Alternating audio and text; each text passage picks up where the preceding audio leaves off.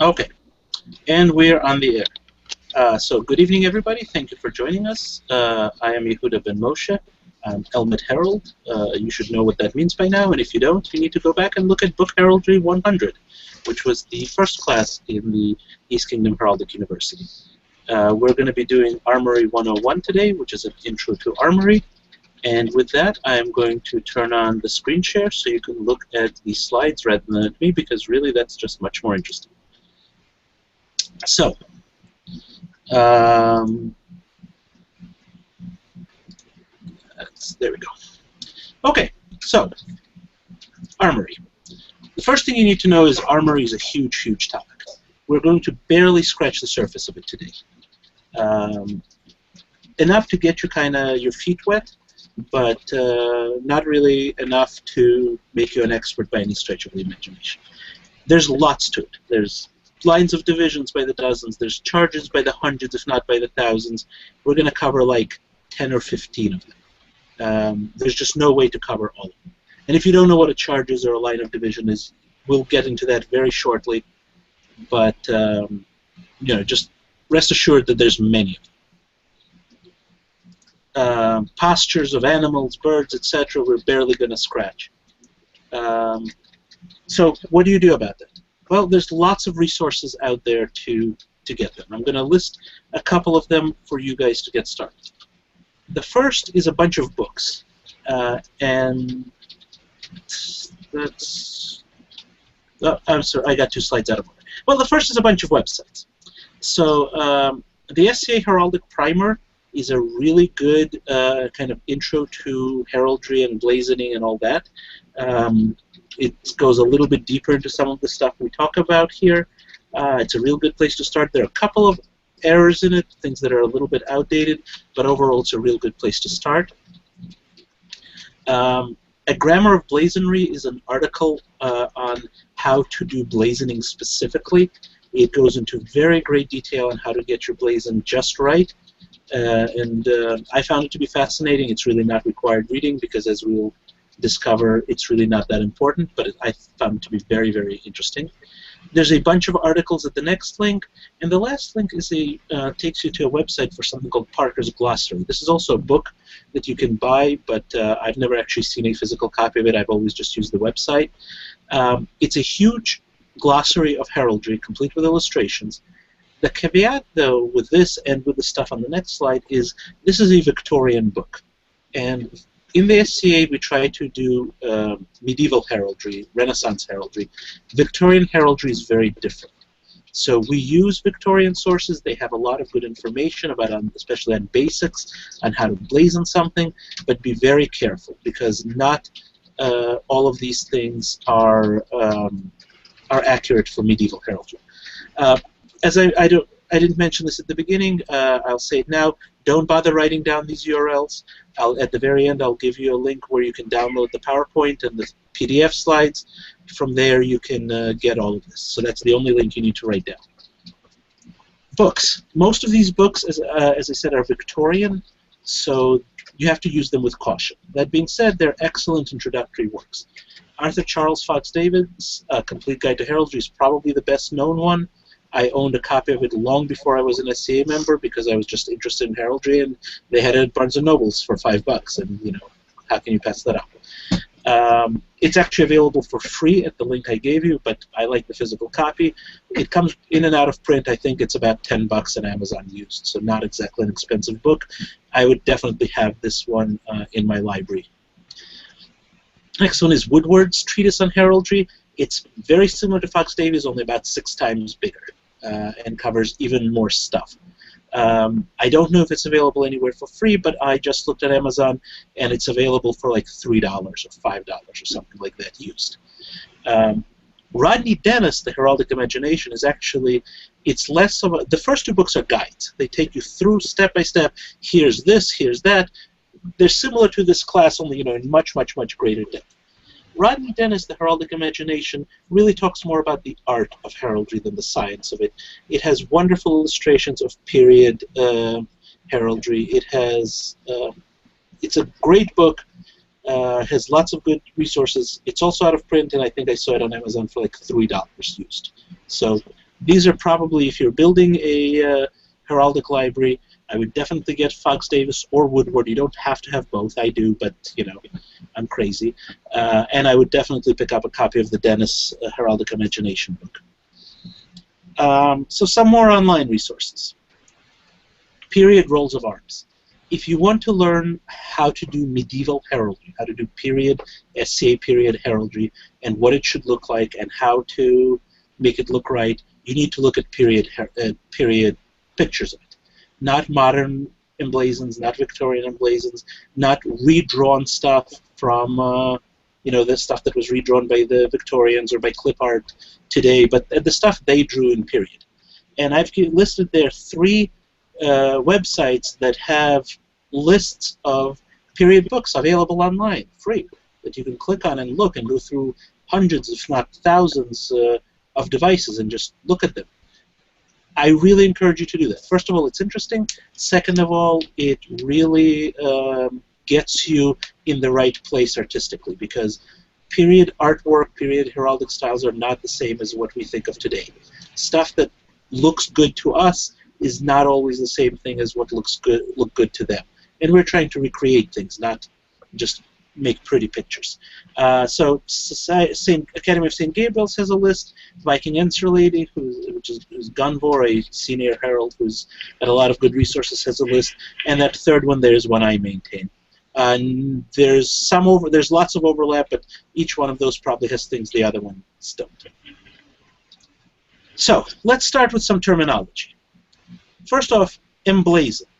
The emblazon is the actual drawing of the device. When you see a picture, that's the emblazon. The blazon, without the EM, that's the verbal description of the device.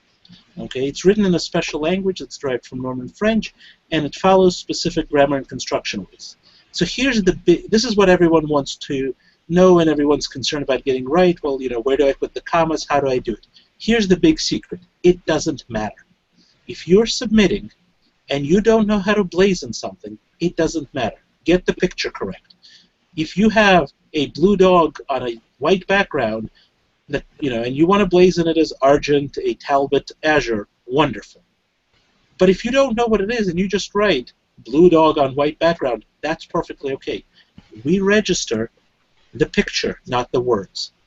Wreath Queen of Arms, the person who processes all Armory submissions, will change your blazon if she doesn't like it, or she will write one for you.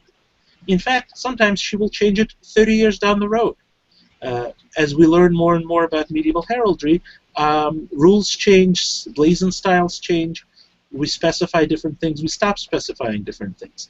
So very often, you know, we'll run across a registration from the 60s, from the 70s, from the 80s, and say, wait a minute, that blazon's wrong. That's not what it means by today's standards. So we change it. We register the picture. The picture is set in stone. The words are just a descriptor. Now, personally, I love getting it right, and I'm always very happy when they don't change my blazon because I feel satisfied that I did it, you know, correctly, but it's really not that important. It's important because you're going to be using for conflict checking. It's not important that you get it, you know, every comma and period and such exactly the right way. And if you do want to get it exactly the right way, read that article I mentioned before about blazonry grammar. So, some more terminology. When we talk about directions on a shield, on a device, on a piece of armory, we talk about chief, which is the top, we talk about base, which is the bottom, and we talk about dexter and sinister, which is right and left. But it's right and left from the point of view of the guy holding the shield. So when we say something is facing dexter, from our point of view, looking at this shield, that's the left. And that's very important because by default, most things face to dexter. If you're going to have an animal on your shield, it's going to be looking to dexter. And we get this question, why is everything looking to the left? Well, it's not. It's looking to the right. It's just from the point of view of the guy with the shield. That, by the way, is the arms of my local canton where I happen to live, Canton of Lion's End. So, we talk about fields. The field is the base layer of the device. In this example, the black would be the field. And that field is sometimes divided. It might be a solid color, it might be subdivided. Anything we put on the field is a charge. Okay, it goes on the field or it goes on another charge. Basically, just about everything you do is either a charge or a line of division. There's like one more category, but it's not really important. So if we go back to this guy over here, the field is the black background. And we have actually 3 different kinds of charges here. We have this weird 2-bodied lion. We have the chief, which is that yellow stripe across the top. And then we have the laurel wreaths. All of those are charges. We talk about tinctures. Tinctures are what everyone else in the real world would call colors, but we don't call them colors because color has a specific meaning. We divide tinctures into 2 categories, colors and metals. And we'll talk about the difference between the two in a few minutes. Some rules. The core of the rules is a document called SINA, the Standards for Evaluation of Names in Armory. There's a link there. It's the rules for all the submissions we do. It's broken up into 4 sections, and the one we're interested in is a section called Armory. There's also a bunch of appendices, a few of which we might touch on today. We will touch on today. So, some basics of the rules. SINA rule A1C. A means it's Armory because they cleverly set it up so that anything starting with an A is Armory, anything starting with G is General, etc. Nope, and we just lost somebody. We'll give it a second, but we're going to go on. So the rule says, the first rule we have is reproducibility, meaning we want to be able to reproduce the heraldry. So if we have a written blazon, 2 different artists should be able to draw it in essentially the same way. It doesn't have to be exactly right, but it has to be pretty close. Okay, which basically means that the armory has to be describable in standard heraldic terms. Why is that important? It's important because if you do something really weird on your device and we look at it and go, we don't know how to describe it, there's no standard terminology for this, well then that's not going to be registrable. Because if we can't describe it using standard heraldic terms, it's not registrable. The second rule is recognizability. And this has to do with what we want out of heraldry. Armory should lend itself to instant identification. Most of our what we call style rules, which will be covered more in the next lecture, came out of the need to make things recognizable. What it means is if you take a quick look at a device, you should be able to see pretty much right away what that device is all about. If you have to sit there for a minute and study and go, what is that thing, then you've got a problem because that device is not real registrable, and that's grounds for return. Submissions also have to be reasonably period, which means period elements, period combinations of elements. What does that mean? Well, a period element is something like a charge or a line of division. It has to be period. If you look at Godric's little shield there, he's got a wolf on his device. Well, wolves are a period charge. They appeared on period heraldry. They were known to Europeans. If you look at some modern heraldry coming out of England, they might have something like a molecule on it. Well, molecules weren't really known in the Middle Ages, so that would not be a period charge. We're not going to let you use one. They also have to be combined in period ways, which means not just each charge has to be period, but the way you arrange it has to be period.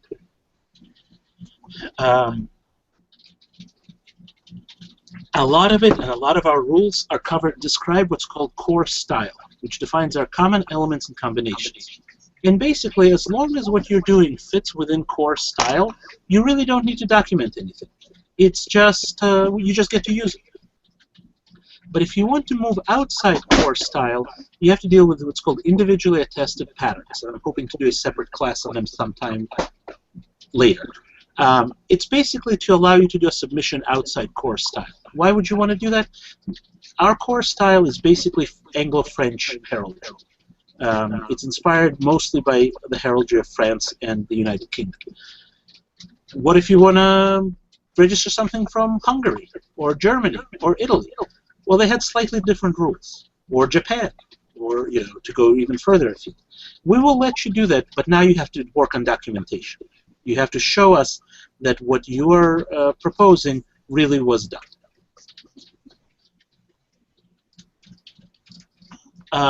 So core style is defined in sections A2 and A3. As I said, it's Anglo-Norman, and we don't need documentation. It's not really identical to the style of any specific place and time. It's kind of an SCA-only thing, but the idea is it's a style which replicates early Western European heraldry. And we talked about individually attested patterns. You have to document them. The details of that are covered in A4, and that's really beyond the scope of our class today. So, evolution of heraldry. If you look at really early devices, and these are devices from the Maness Codex, which is from 1305, you see they're really simple. You have an eagle, a lion, a bear's head. Maybe two things: a eagle, the top half of an eagle, and some squares. Real simple. You can identify that from a mile away because there's really very little going on. As we get now, why was that important? It was important because you've got a guy on horseback wearing a helmet and a slot, half an inch wide.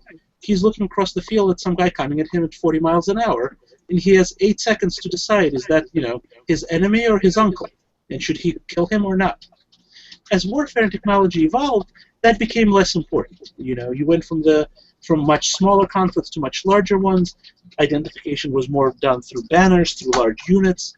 So you didn't really need that instant identification as much.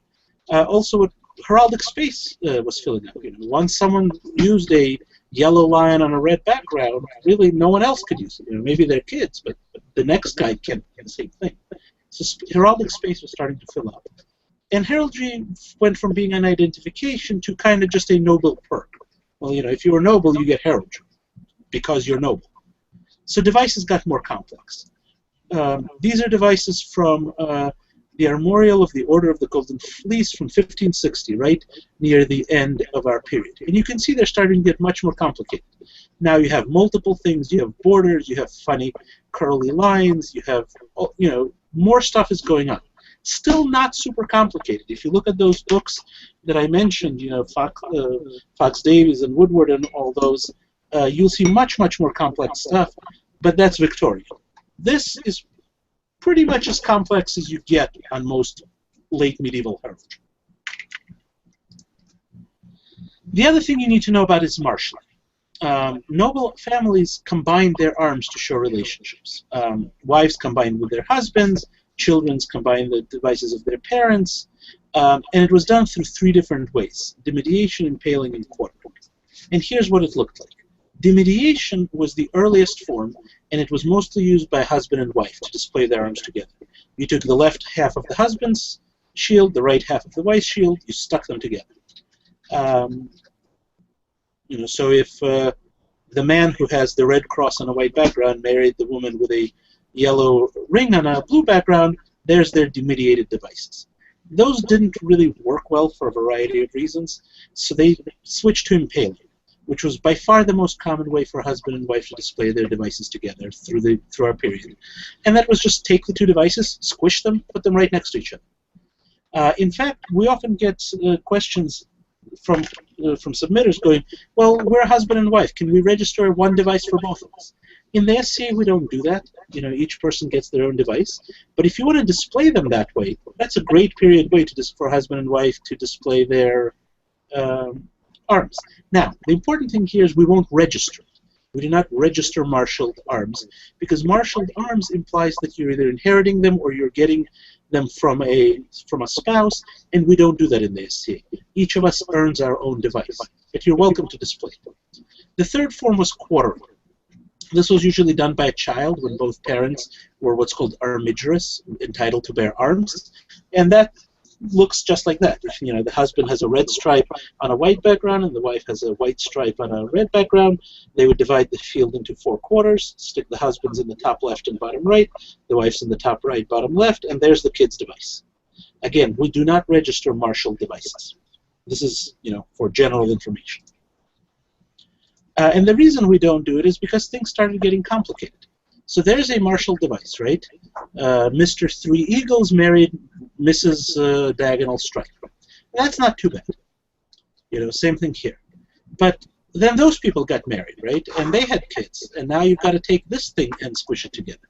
So now you start getting things like this, you know, where it's almost a family tree. Well, the top left corner is itself quartered, and the top right corner is impaled, two different things. It starts getting awfully complicated. Good luck identifying that on the battlefield, right? And then things got really silly. This is the current record holder for the most marshaled real arms. I think it's something like 712 quarterings. Okay? If you know what you're doing, you can pretty much read this person's entire family tree out of them. It's some family in Wales. I'm not sure who. I don't remember offhand. So, you know, this is not what we're going for, right? We're going for that instant identification. So we mentioned tinctures. Heraldry uses 7 tinctures, and we divide them into colors and metals.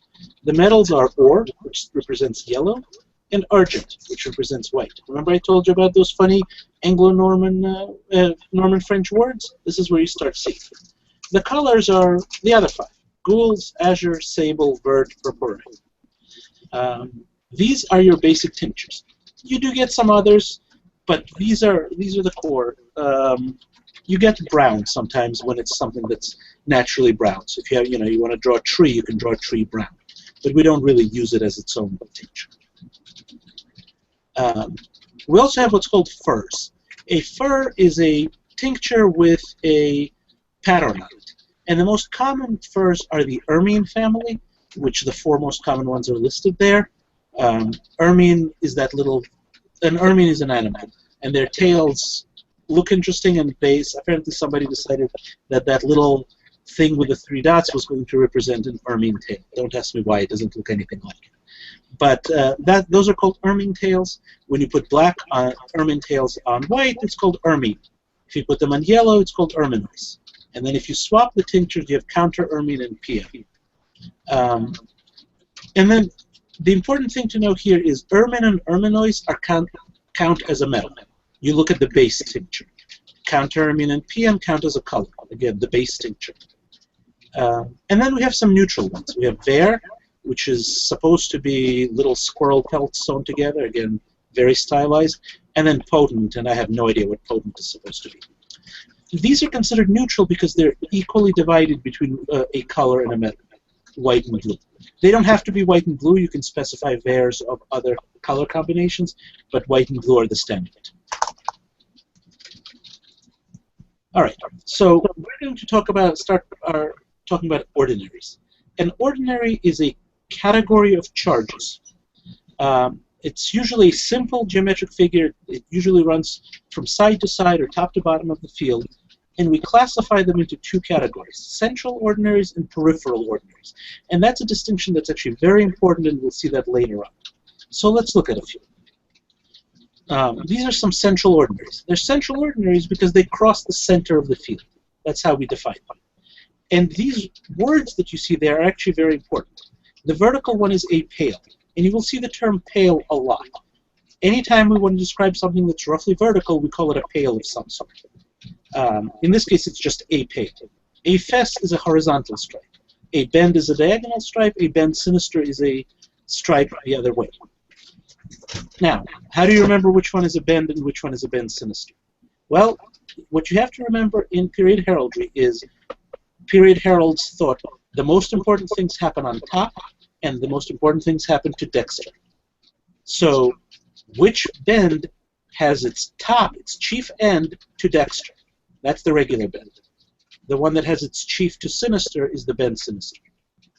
You'll hear, especially in Victorian sources, you'll see people say, well, a bend sinister or anything to do with a bend sinister signifies bastardry. That's actually not at all true. That was made up by the Victorians. It was made up because one famous French royal bastard used a bend sinister on his device, and that kind of, became a thing. It really, in our period, in the SA period, that was never a rule. So, legitimate children can have bend sinisters, and illegitimate children can have everything else as well. A few more central ordinaries. A saltire is kind of a sideways cross, a cross, a chevron, and a chevron inverted. Those are your most common central ordinaries. Then we have, no, here's one more. A pall and a pole inverted. Okay, it's a weird kind of three-point. Here's our peripheral ordinaries, and they're peripheral because they don't cross the center of the field. They hang out at the edges. These are the chief, very, very common. It's a stripe across the top. A base is a stripe, or sometimes kind of a round shape across the bottom, and a bordure is a border. These are peripheral ordinaries. There's a bunch more we're not going to go through. So the next thing we have is lines of division. Sometimes they're called lines of partition, field divisions, field partitions, all the same thing.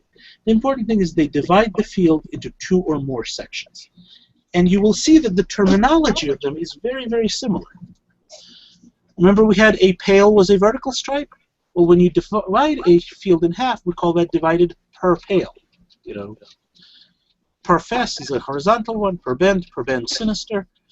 Again, the terminology is the same. That word per means divided by. You know, per pale is divided by a pale, divided by a vertical line. Here's per chevron and per chevron inverted. This is an interesting one. It's called per paul. It divides into 3 sections and has some special rules to it. Here's dividing into 4 sections, per saltier and quarterly. Here's more. This left one is called party of 6. We rarely see it. It's mostly used in marshaled arms, but we do sometimes see it. And then we have gyranies. Gyrany could be of 8, gyrany could be of 6. And then there's other partitions, again, but we'll get to some of them. So then we have other charges, other things we can stick on our devices. Here's some geometric ones. A roundel is a circle. A mullet is a star. In this case, it's a mullet of 5 points. You can have a mullet of 4 points, of 6 points, of 8 points. If you don't specify it, then you get a mullet of 5 points. So it's called a default. Heraldry has a lot of defaults, meaning if you don't specify it, here's what we're going to assume it is. So if you say a mullet, we're going to assume it's 5 points. An annulet is a ring, and a pile is this spiky thing. It looks kind of like a per chevron inverted. The difference is a per chevron inverted, the line starts at the sides of the shield, and with a pile, it starts on along the chief. Okay, none of them start from the corner. Well, there's something called chape. That's just really fun. You can have animals. We have a lion, and animals have postures, and we're not going to go very deeply into postures, but basically we describe what their position is. And we expect animals in heraldry to be in certain standard heraldic postures.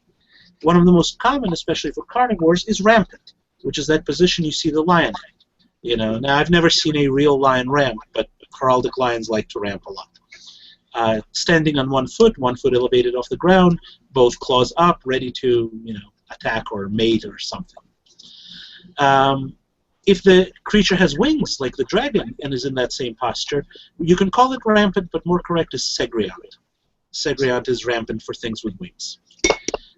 Some charges have a posture that's unique to them. The peacock in its pride is unique to peacocks. Nothing else does that. You can have a peacock viewed from the side, but if it's viewed this way, it's called a peacock in its pride.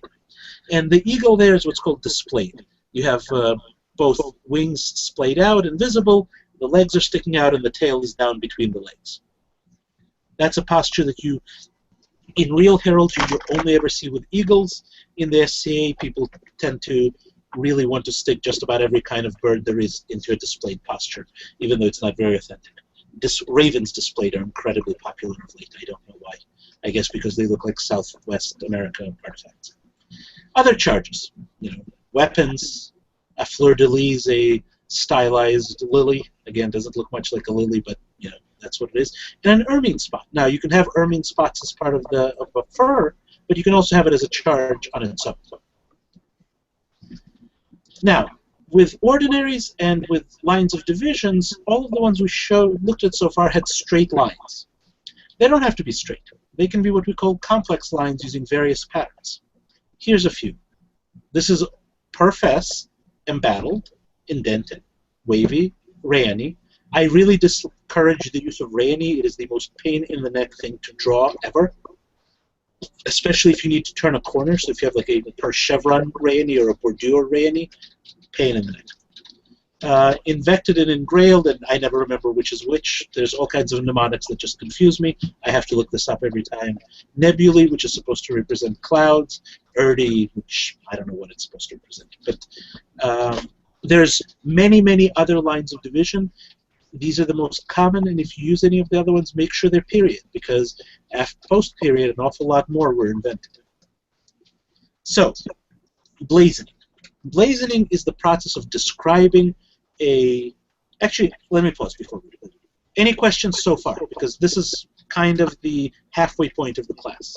Maybe not in time, but in material. I'm good. I have a question. Yeah. So going back to the animals' postures, I remember something was said about somebody was trying to register, what was it, testicles or whatever, and Yes. we decided that that's not something we can register because it's offensive. Correct. Who decided that the animals' parts are not offensive? I don't know. That's an excellent question. But animals are routinely drawn as pizzled, like that lion is, and apparently, the answer to who decided is always the same. It's Laurel and King of Arms and his deputies, Wreath and Pelican. I suspect the issue is the pizzle on a lion is kind of a small detail, whereas the testicles were much more in your face. Right. Well, I was referring more to the what was that bear that that was on the badge that we saw on the names one last week, and that one is a little more prominent. And, you know, Yeah, like I said, that's you know, yeah. borderline the same thing as trying to register a testicle. You know? Well, I've never seen anyone disallow a pizzled animal, whereas the testicles are. Unfortunately, offensive is sometimes a subjective call, and you know, I don't really have any better explanation for you on that. No worries. I just figured, you know, I'd point that out. I mean, It's not a bad point, but it seems a little hypocritical to me. That's all. yeah. All right. So, moving on to blazoning. How do we blazon things? So blazon uses a specific grammatical structure. And usually, every time you name something, you follow a pattern. Number, type, posture, tincture. And the important part in that pattern is that the tincture is always last. The other parts are not, this is not set in stone. You know, sometimes you will put things in other orders, but tincture pretty much is always last. The other aspect is arrangement, and that's sometimes before the number, sometimes after the posture. It kind of depends. And we usually start blazoning things from the lowest to the highest level. Lowest level meaning, you know, the field is kind of the bottom layer, and then as you start putting things on top, you go from lowest to highest, you go from center out to the edges, you go from chief to base, from dexter to sinister. You always blazon the field first, because that's kind of the bottom layer. So let's look at a simple example. Here's a device. What's the first thing we blazon? This is the interactive part of the evening. The field. The field. What's the field? Azure. Azure. What's on the field?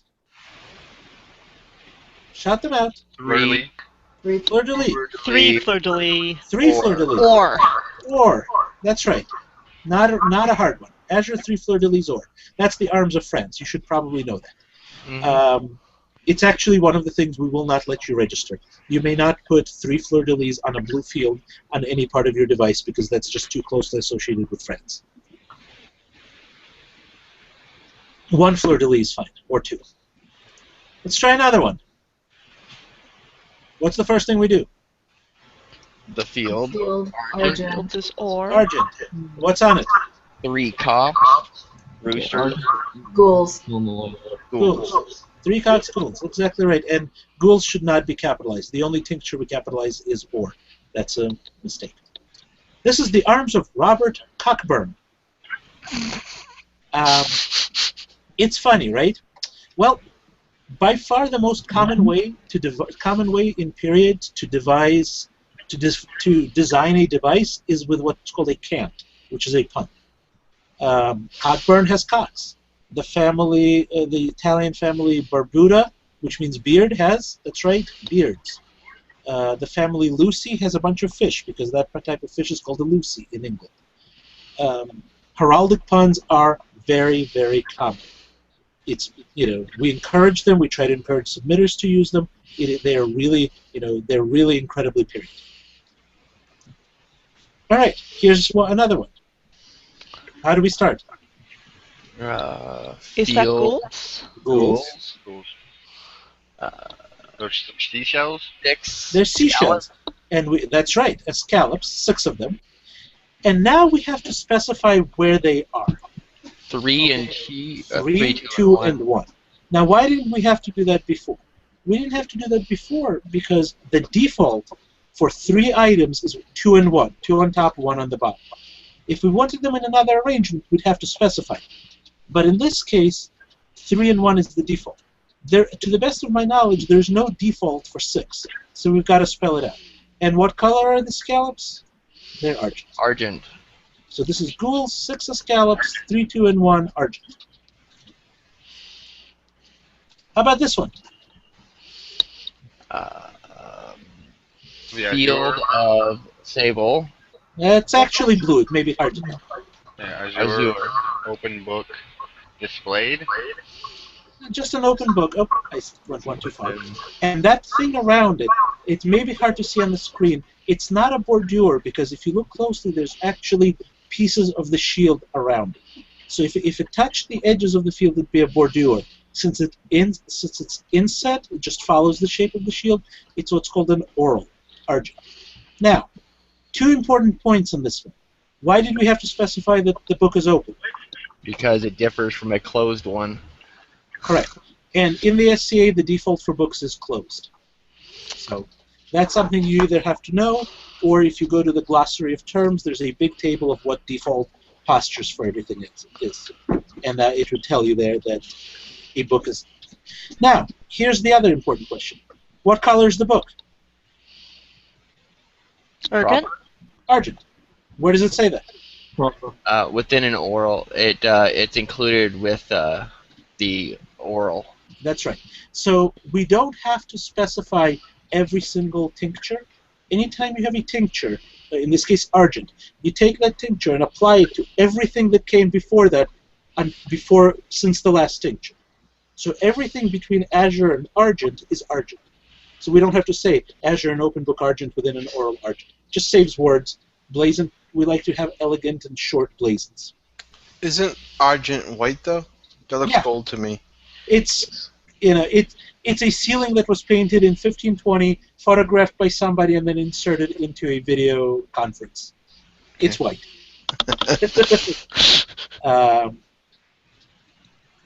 The interesting thing is I'm looking at it on my in 2 different windows on 2 different. I wonder if it's monitors as well.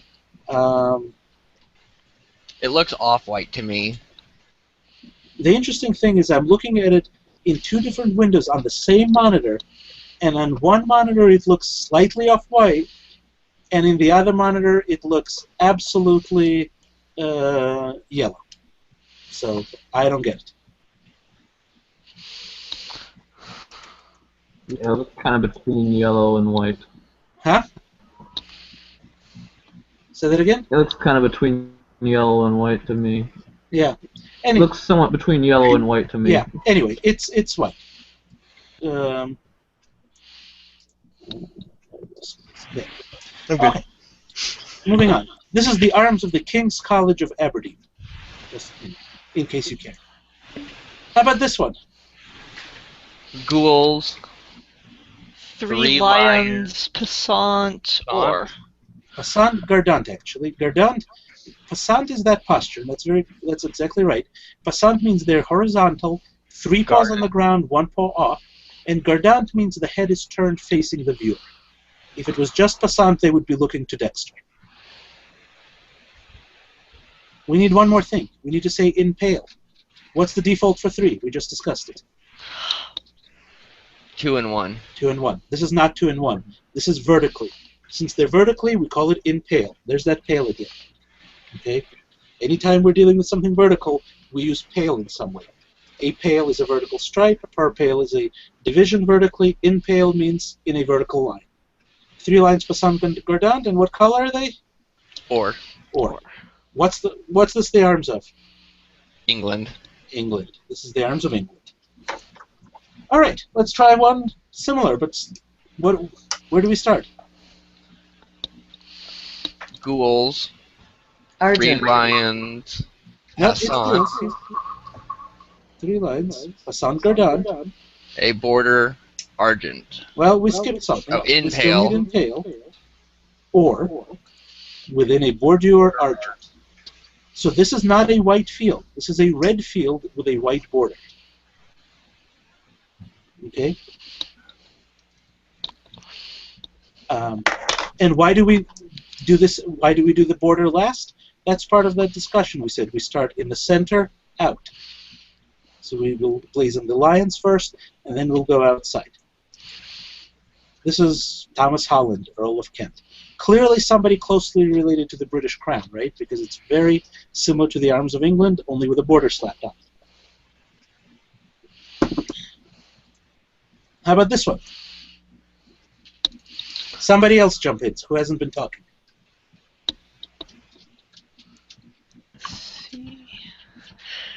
I got Argent. Is that Argent. a lion Argent is rampant? a lion rampant. Lion rampant. Ghouls. With the border, and that was one of the fur With- patterns, right? No, those are actually just circles. That's not a fur. Fur has those little dangling things. So first of all, a lion ghouls. What happened to rampant? You're absolutely right. This is a rampant lion. Why didn't I say rampant? Default posture. Oh, Default It's posture. deep. Lions and all the other cats default to rampant, and really almost every carnivore defaults to rampant. That's your basic fierce creature attacking things posture. Okay, so now we say on a bordure sable, we have a semi of Sable. roundels. This is a new term for us. Semi means scattering of. It means a bunch of them. The joke is that heralds can't count more than higher than 6. Anything more than 6 is a semi. Okay? Istvan, last time I said that Istvan corrected saying lots of heralds know how to count higher than 6. Well, yeah, I'm sure they do. But remember, it's about quick identification, right? This is a 1, 2, 3, 4, 5, 6, a bunch of them kind of thing. You know, you're not sitting, as the guy's coming at you at 40 miles an hour with a lance, you're not sitting there counting how many roundels he has. And the last thing we need is to say that the roundels are or. So, why do we do it in this fashion? Remember what we said about layers. We start with the bottommost layer.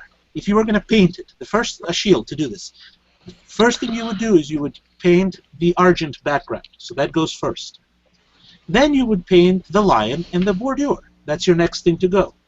So they're in the same layer, so we start in the center.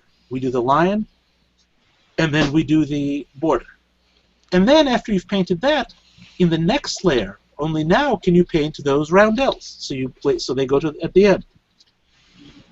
Okay? Because you're literally painting the shield from You're the literally inside out, so painting you shield don't from the- smearing it.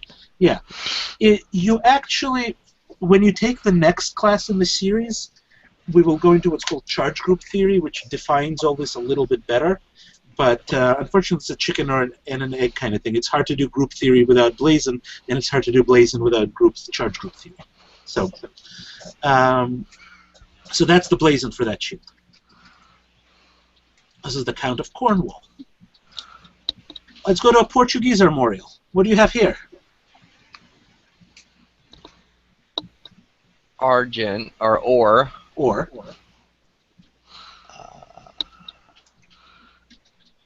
God. 5 mullets of 8 points. Yeah, I'll save that ghouls for you. You don't need to count the points. Within a border Before azure. ghouls, you gotta Oh. specify them. 2, 1, and 2. Yeah. 2, 1, and 2. Yeah, ghouls. Within a Border azure. border. Azure. This is the arms of the Jefe Barbado, whoever that is. Exactly right. So, 5 mullets of 8 points, and if I were you, the question I'd say, but you just said we don't count all this stuff, Now we have to sit here and figure out if it's 8 points. Yeah, we blazon how many points, but we actually give you no difference for that. when you're doing conflicts, we don't actually count how many points you have. A mullet is a mullet is a mullet. So we really don't care about how many points they are. Here's a more complicated one.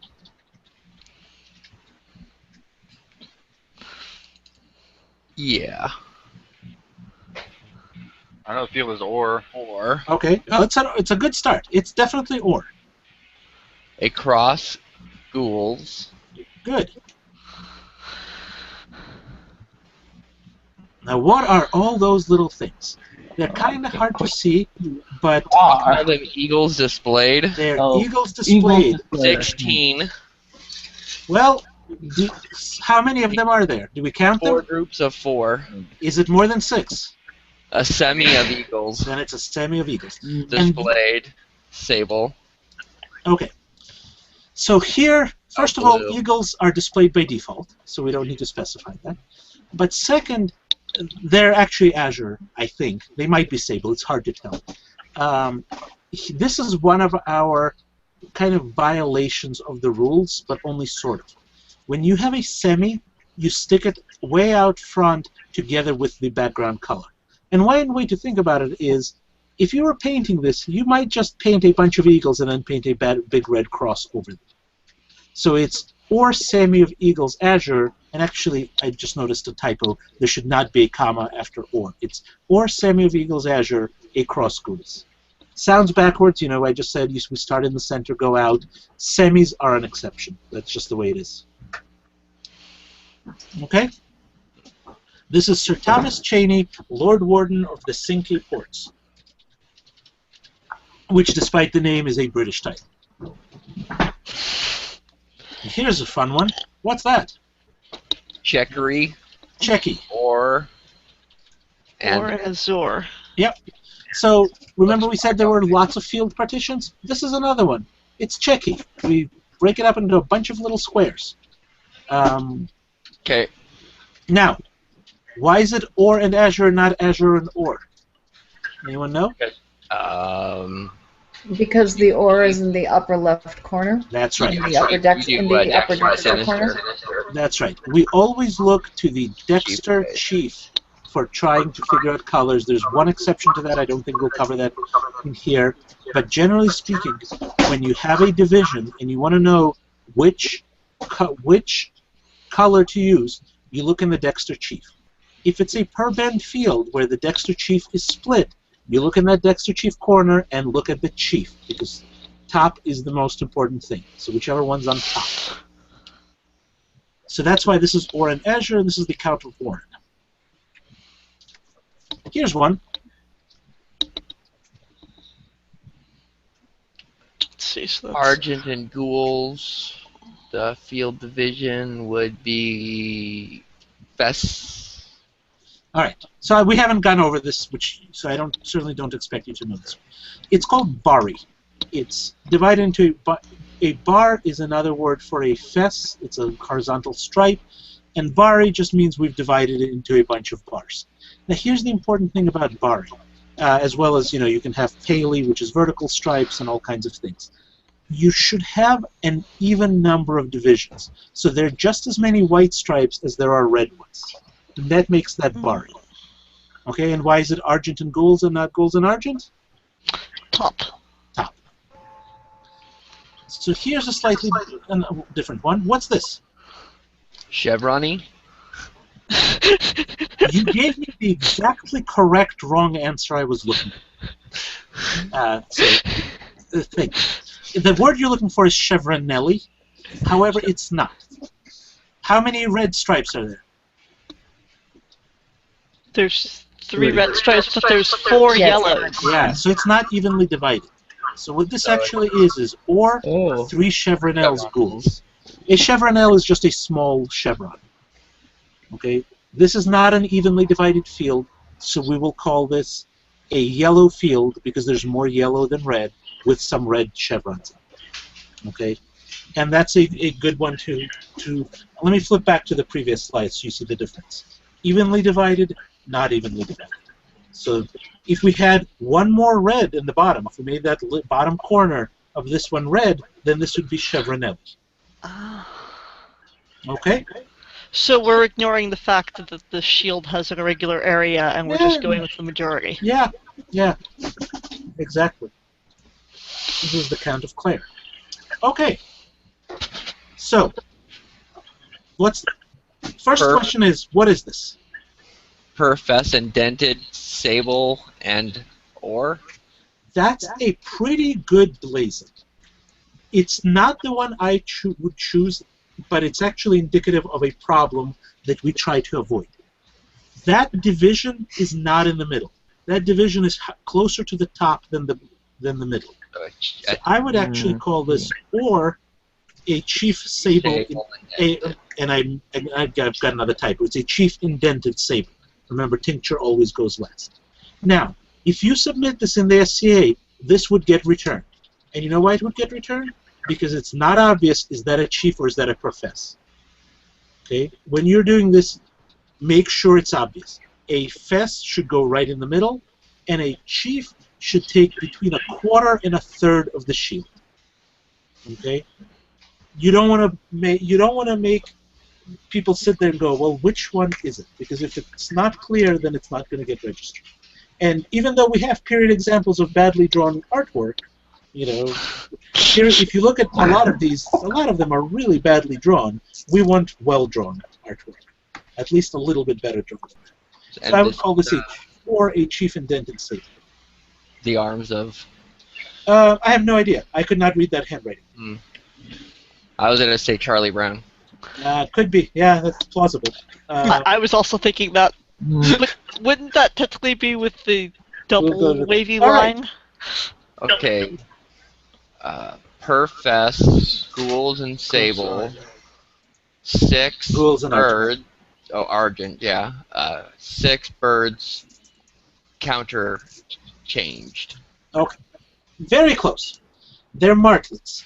And what's a martlet? Well, a martlet is a weird bird that you see in heraldry, especially in English heraldry. It has no feet.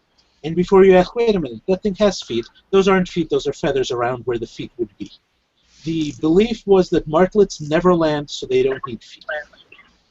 I don't know where they got that belief, but those are martlets. Somebody got lazy drawing, and it became a thing. It became a thing.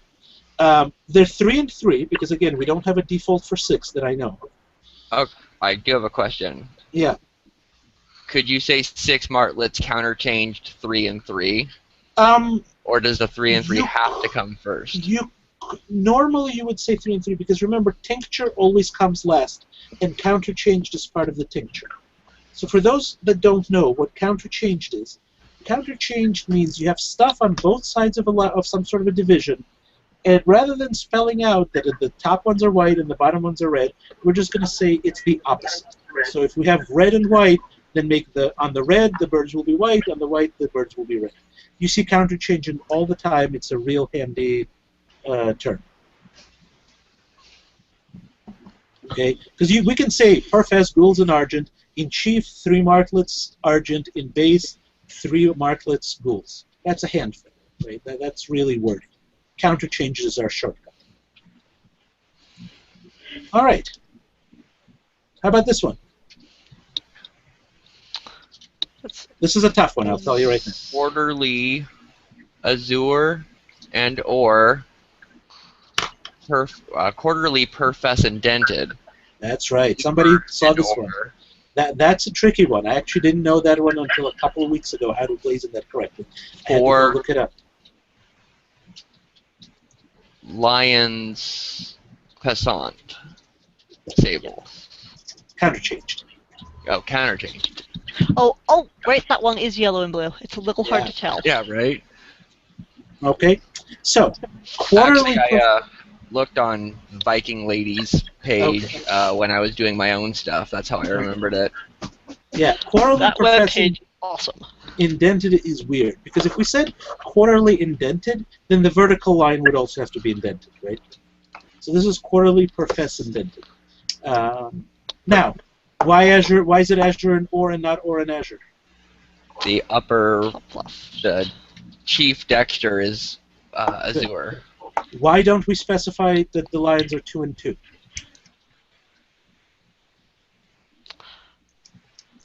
Because that's the standard for 4.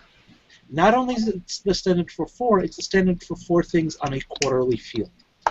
Because if you have 4 something on a field divided into 4 sections, the natural way to do it is 1 in each section. Okay.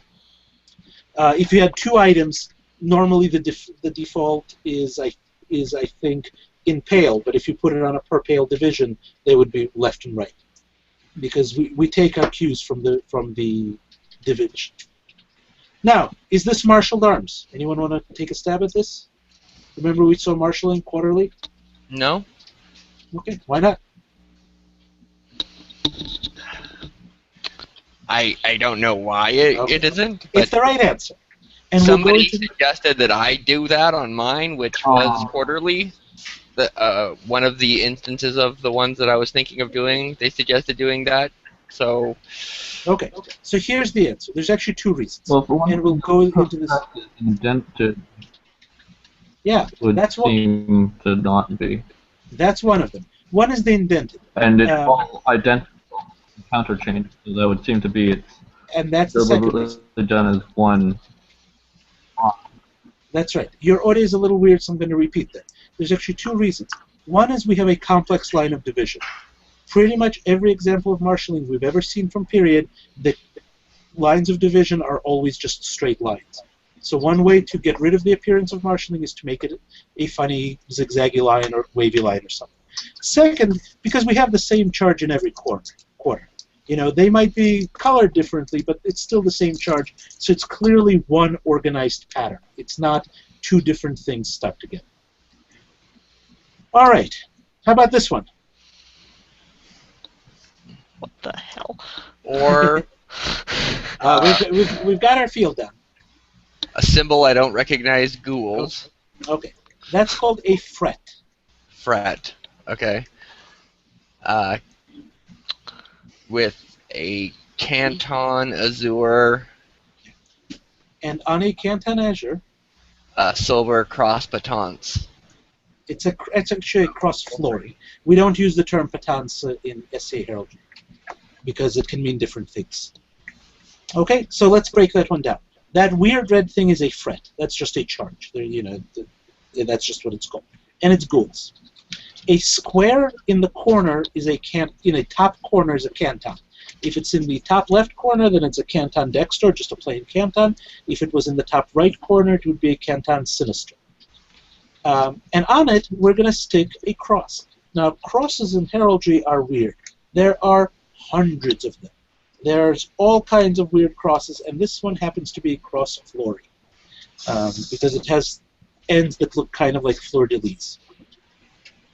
There's a website, and I don't have a link for it, but if you Google SCA crosses, you will find a million different...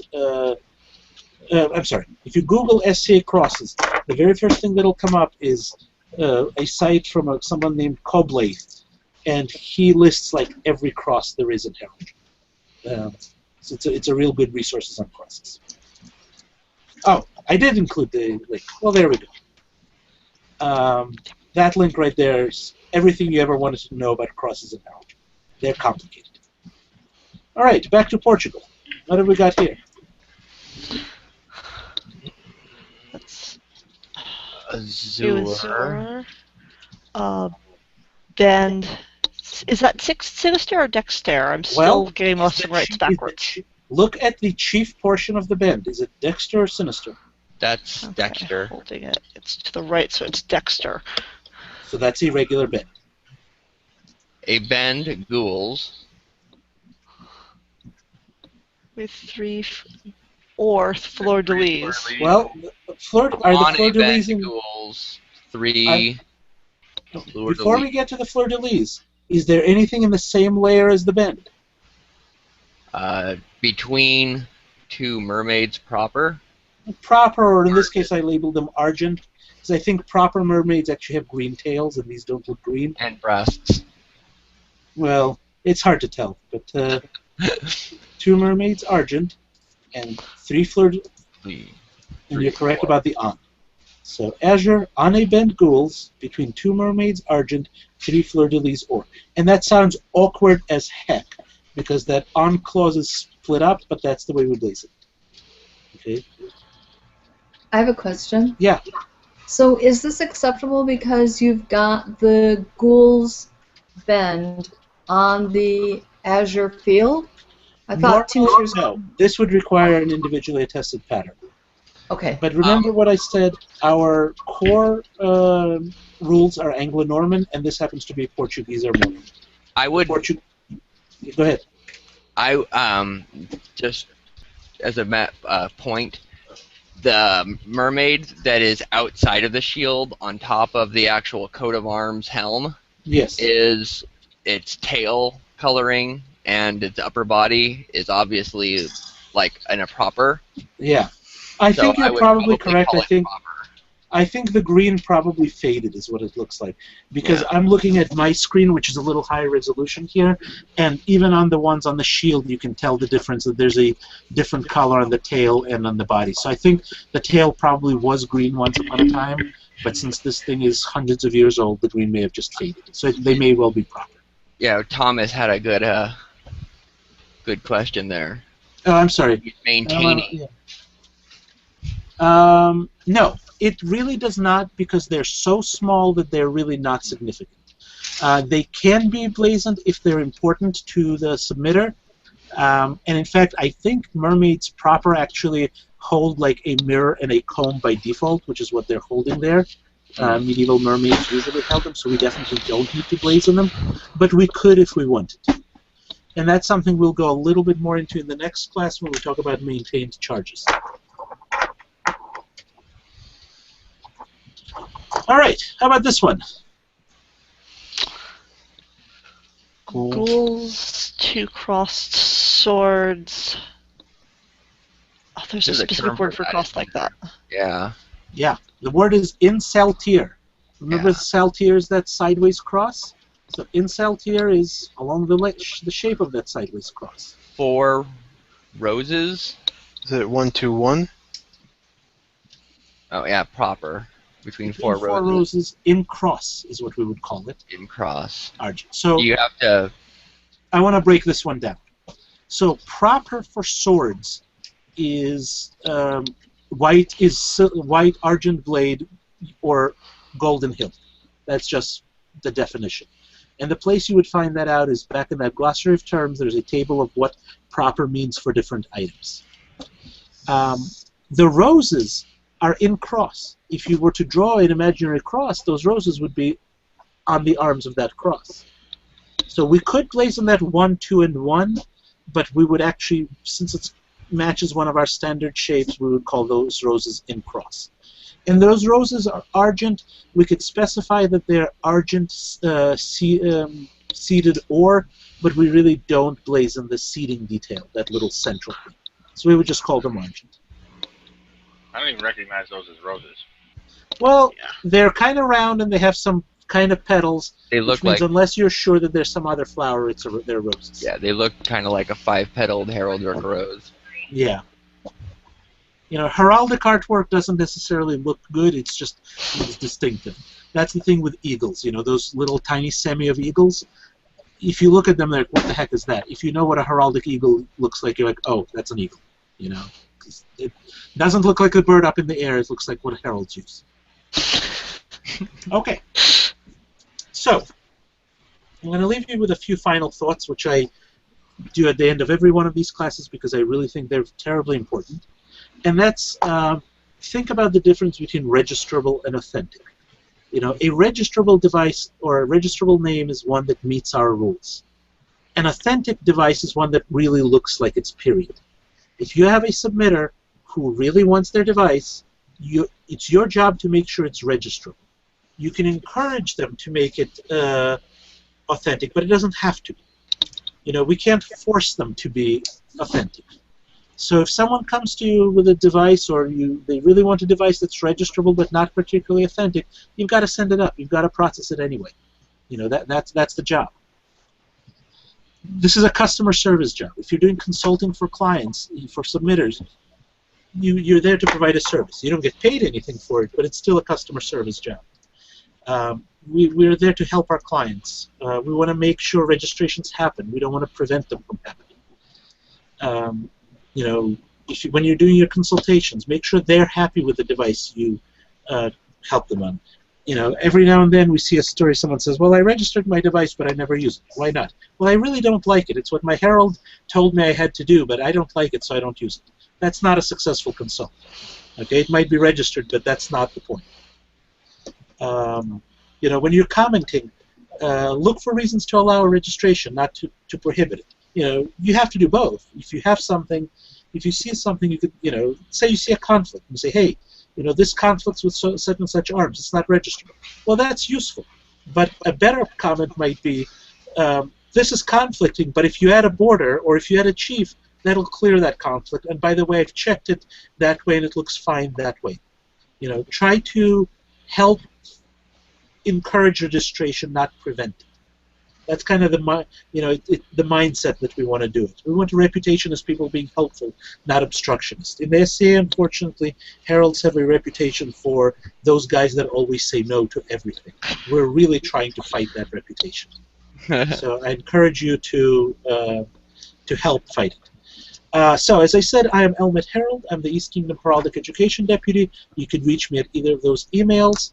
And if you go to the URL on the bottom, the very first link will be to the East Kingdom Herald University, where you can find a copy of this PowerPoint.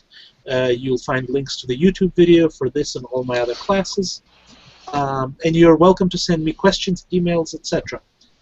That being said, are there any questions? I'm going to stop the slideshow. And please.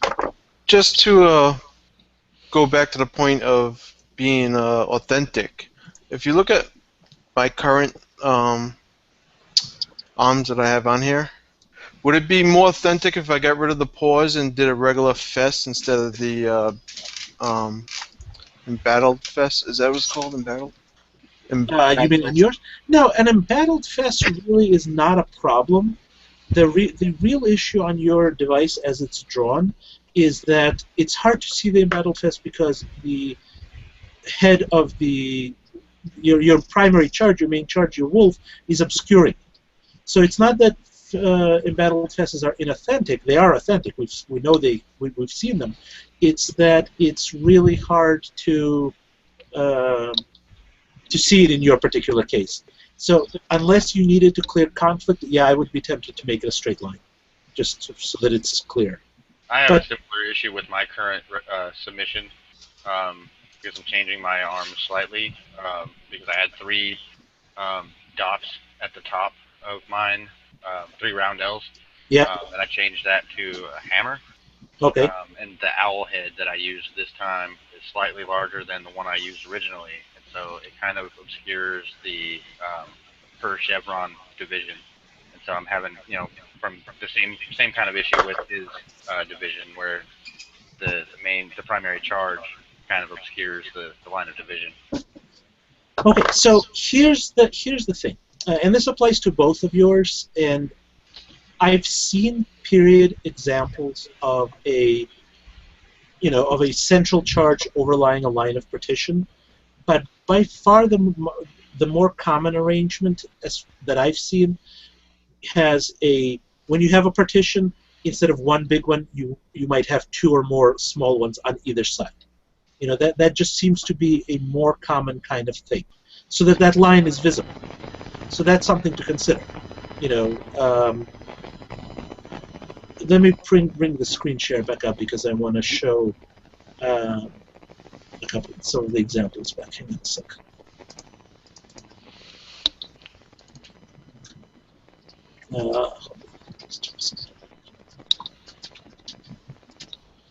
Okay. And somebody's got really weird audio coming across. I don't know.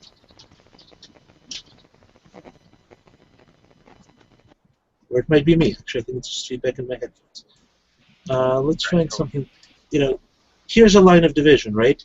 Note that the charges don't overlap.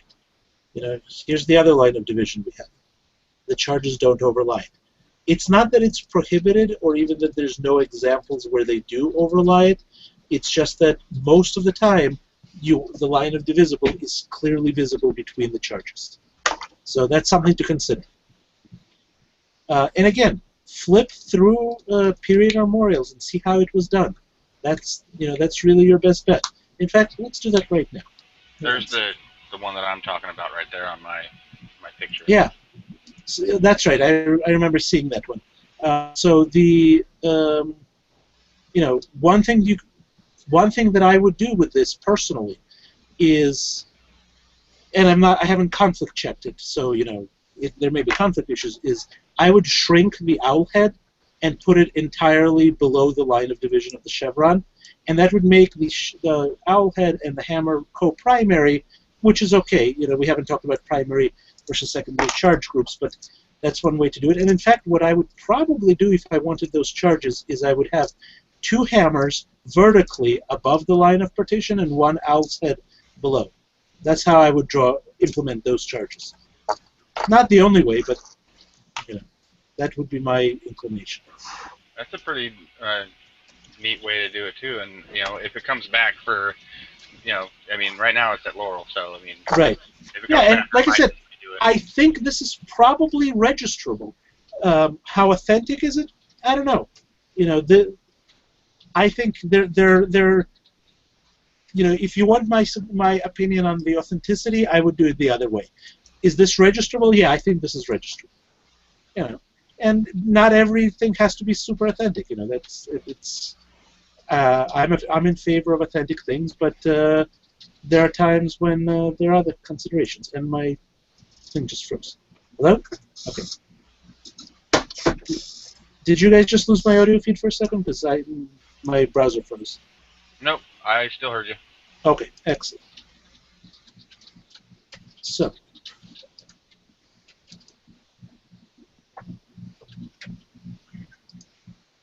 let me go back to this. This here is my absolutely favorite period armorial. It's called the Insignia Anglica, and it's linkable off my site. And there's some of those wonderful marshaled heraldry. Now, remember what I said about marshaled heraldry? We don't use it. That doesn't mean it's not a useful source. If I look at this here device on the right, I don't look at this as one device. I look at this as 1, 2, 3, 4, 5, 6, 8 different devices that I can draw ideas from. So, each one of those cells is a perfectly legitimate device. Just don't, look at them kind of all together. I'm trying to find some things with lines of division, too, so we can look at what we were talking about. This one look familiar to anyone? This central one right here?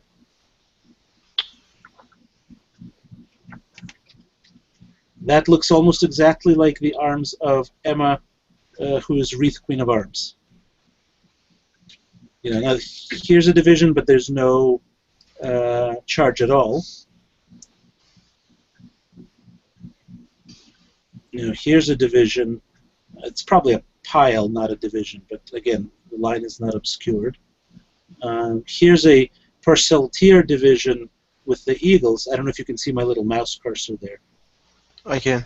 Okay, but again, see the eagles are off to the sides. And yeah, those are hard to tell that they're eagles. And this is something, by the way, we do when we do research, heraldic research. We sit there with these armorials and just go through them looking for things we're interested in.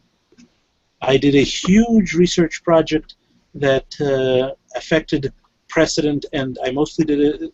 I did this almost a year ago because I was sick in a dog and in bed and unable to get up, but I could browse through this stuff on my iPad. So I got a lot of research done that week. Not the recommended procedure. Here, this thing here is divided with a indented, per pale indented, and it's got the charge on just one side.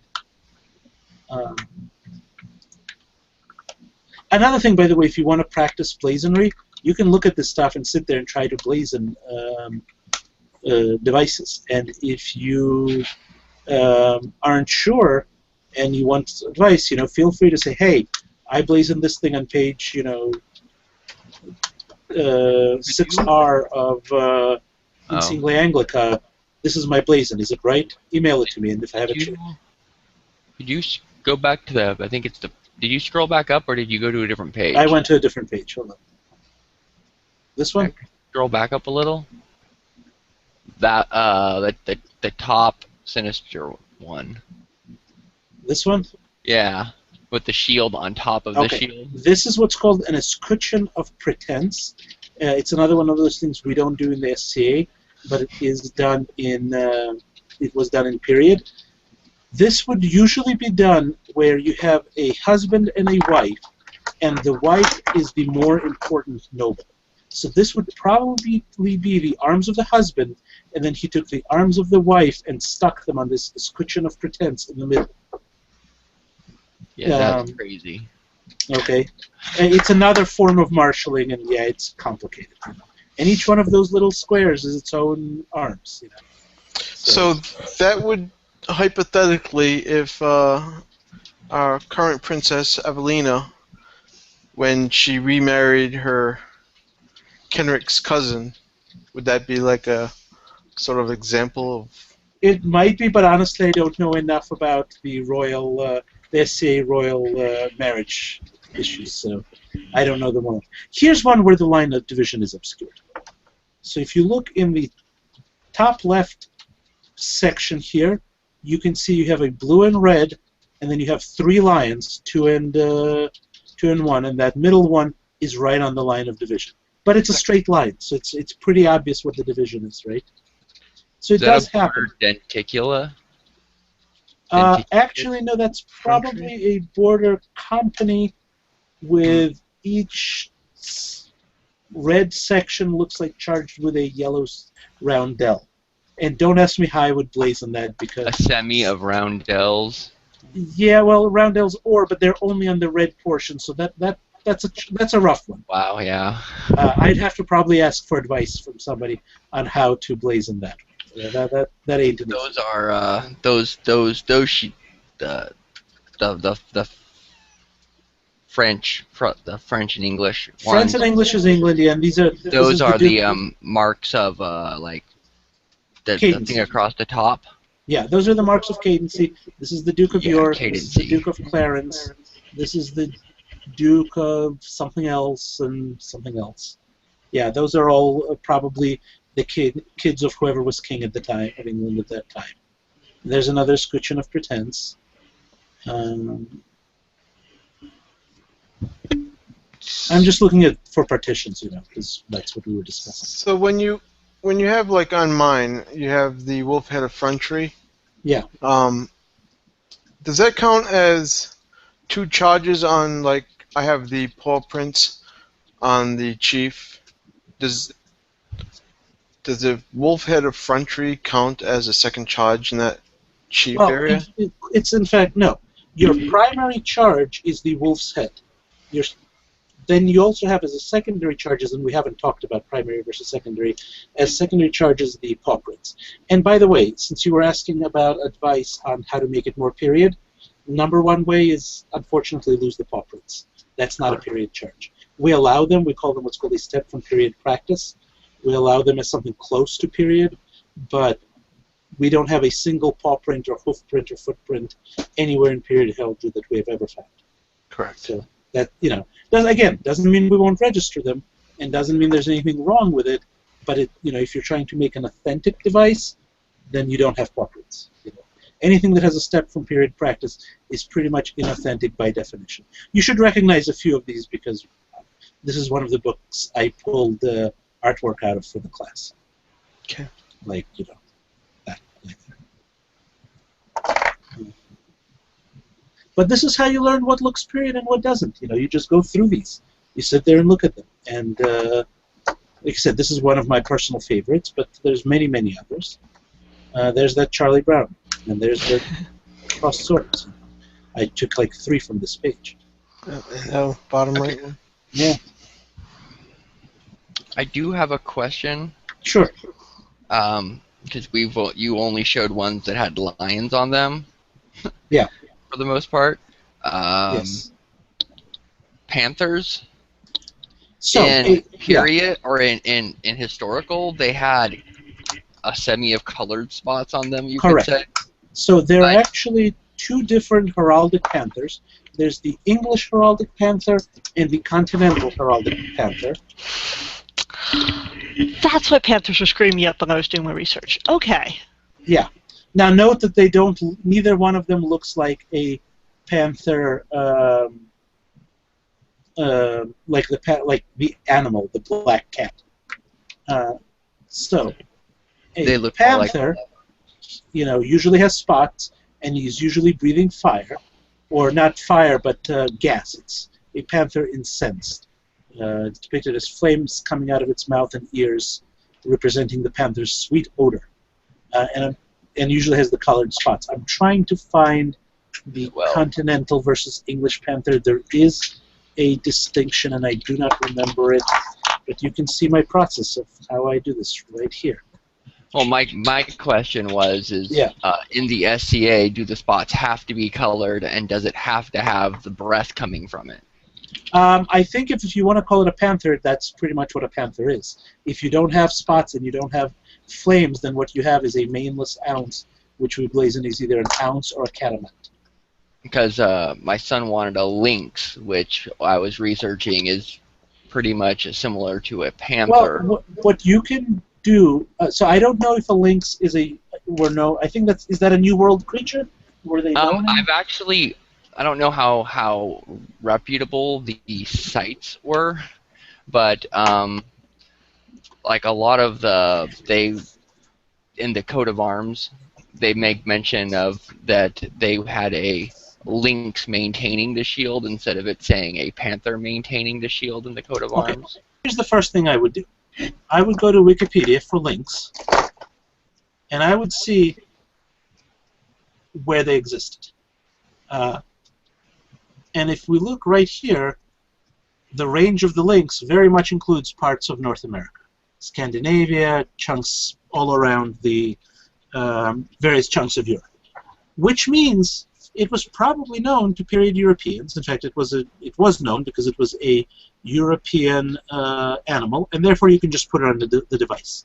You can just call it a lynx. You don't need to play games with it. Okay. That's it. So I would just draw it as a lynx, draw a maneless lion with some those pointy ears, call it a lynx, and I think you're good. See, they even had a Eurasian lynx there. Yeah. So, there you go. I don't see there any problem with a lynx.